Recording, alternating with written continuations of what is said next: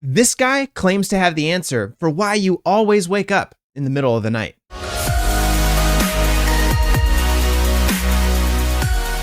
Welcome back to the channel. My name's Jesse Lyon, a licensed counselor who gives you the psychology behind pop culture. And today we're reacting to a TikTok video that one of my Discord followers have sent me, and it's supposed to tell you why you wake up in the middle of the night. But before we get to all that, do me a favor and hit the subscribe button down below. Listen, I know you don't want to do it. I know that you're seeing me for the first time, but it helps spread mental health awareness to other people on YouTube so we can all get better together. Do your part, hit subscribe. And back to the video. As a dream interpreter and somebody who specializes in psychology and counseling, I'm going to add my 2 cents and give you a little bit deeper insight into what might be going on and some of the steps you can take to fix it. Okay, here we go.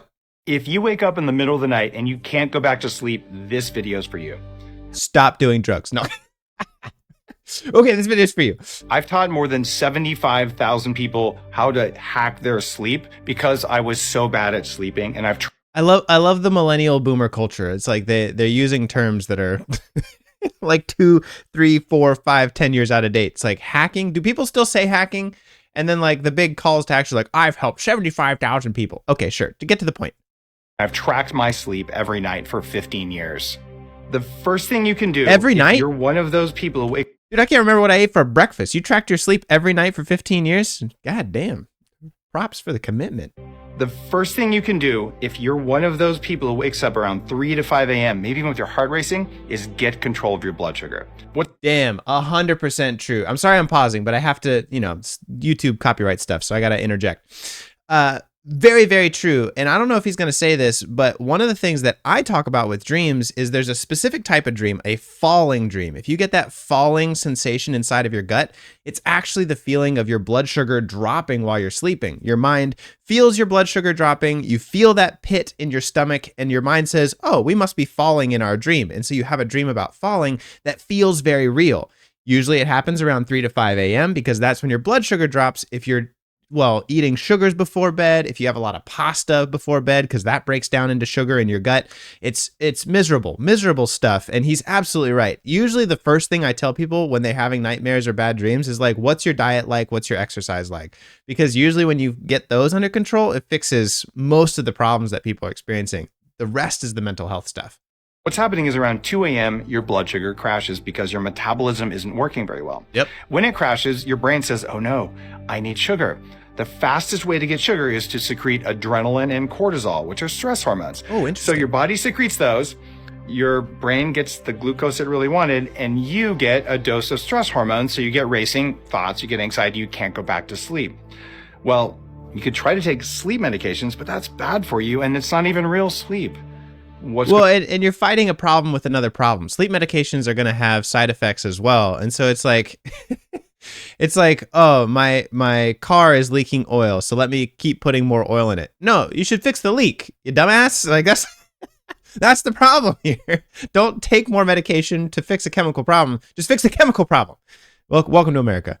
Going to work? Well, before you go to bed, there's 3 things you could try, and you could do all 3 or just one of the 3, whichever one works for you. Okay. So here they are. Number 1, try a tablespoon of grass-fed collagen. Sounds gross. And the reason you do that is collagen is rich in glycine, the amino acid. You can also take straight glycine if you want to.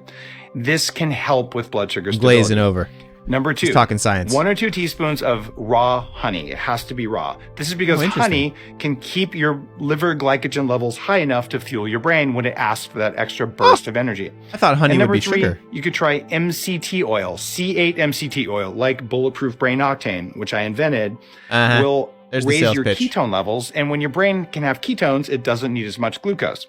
So maybe tomorrow night, try some Brain Octane oil with some honey and some collagen. All 3 of those right before bedtime, not huge amounts. And if you sleep through the night, then you know it was your blood sugar. If you'd like to know more about stuff like this, completely free, go to sleepwithdave.com. Yes, it's the funniest URL I've ever made, but it's everything I know about getting a good night's. Well, I know I'm going to sleep with Dave, that's for sure. He's got a good point, though. A lot of the issues that I see in my office, especially when it comes to dreams, and especially in the comments of TikTok, are usually related to just bad living, right? You know, you're not going to bed at a consistent time. Oh, let me do this. These are the 3 things.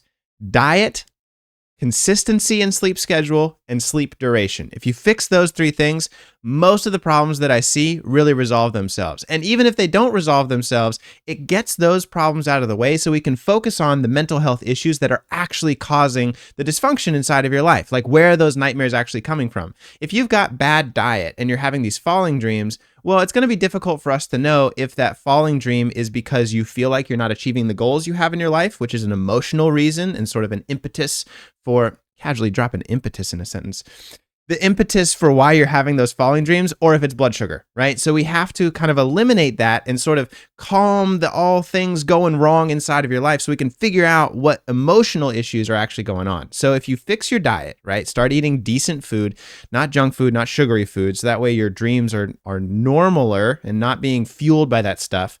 And this goes for like nicotine, this goes for alcohol and other drugs, marijuana. Those are all going to affect the type of dreams that you have. God, melatonin. We talk about melatonin nightmares all the time on this channel. That's number one. Number two is consistency. You may not think it's a big deal, but going to bed at the same time every night makes a huge impact on your dreams and your mental health and your sleep health. And so if you, I don't even care what it is, because there's a lot of great research that shows that the neurodivergent community, ADHD and autism, have a different circadian rhythm than your normies. So you probably like to go to bed later and wake up later. That's fine. Just be consistent with it. That's what's going to be really important. I don't care when you go to bed. Some people have nocturnal schedules. That's okay. Do what works for you, right? Some people are early risers, some people are late risers. That's fine. But consistency is going to be key. And then finally, duration. The number of people that I talk to that think they can get away with 6 hours of sleep is outrageous. And it's absolutely not true. You are more likely to be struck by lightning than to be the type of person who can actually survive without cognitive impairment on 6 hours of sleep. You have to get a minimum of 7 is what the research says. 7 to 9 is what a human being, living, breathing, 10 fingers, 10 toes, you're going to need 7 to 9 hours of sleep. I don't care who you are. There was a great episode. I think it was Matt Walker, I think is the guy who wrote the book about sleep and dreams. And he talks about if you take the number of people who can actually survive without cognitive impairment on less than 7 hours of sleep, and you push that out to like 3 decimal points and round it to a whole number, that number is 0. Like, it's so small, the number of people who can do that. It's a like biological genetic phenomenon if you can sleep on less than that. And so I guarantee you're out there thinking, oh, that's me. I can sleep, or I can, function on less than 7 hours of sleep. You ain't it, Chief. I'm telling you right now. Start to get some consistent sleep and you'll notice your emotions, your thinking ability, and your decision making are so much improved.